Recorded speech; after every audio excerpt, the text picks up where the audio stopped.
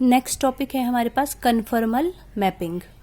इसमें क्या है, सपोज आपके पास जेड प्लेन में दो कर्व हैं, एक C1 और एक C2, और एक मैपिंग आपको दे रखी है W is equal to F of Z. उसकी वजह से सपोज W प्लेन में हमारे पास कर्व बनते हैं C1 डैश और C2 डैश। अगर जो एंगल C1 और C2 के बीच का है वही एंगल C1 डैश और C2 डैश के बीच का भी हो, तो जो ये मैपिंग थी W is equal to F of Z, इसको बोलते हैं कन्फर्मल मैपिंग।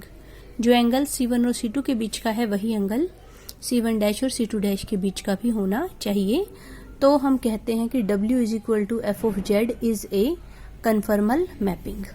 इसके बाद एक रिजल्ट है, जस्ट आपको इसकी स्टेटमेंट ध्यान में रखनी है कि कोई भी मैपिंग कन्फर्मल मैपिंग कब होगी, W is equal to F of Z conformal mapping कब होगी। इसके लिए नेसेसरी एंड सफिशिएंट कंडीशन है कि एफ ऑफ जेड एनालिटिक होना चाहिए और एफ डैश जेड 0 के बराबर नहीं होना चाहिए।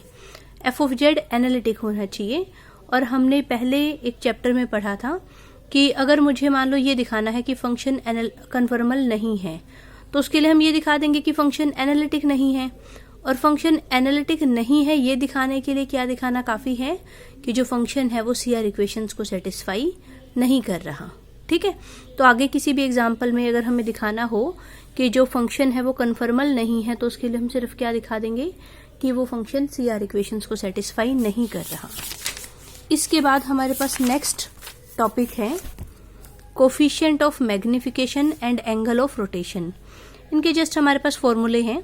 सपोज ये कोई कन्फर्मल मैपिंग दे रखी है W is equal to F of Z, और जेड हमें दे रखा है suppose alpha plus eta beta, तो कोफिशिएंट ऑफ मैग्निफिकेशन निकालने का फॉर्मूला है mod of F dash alpha plus eta beta.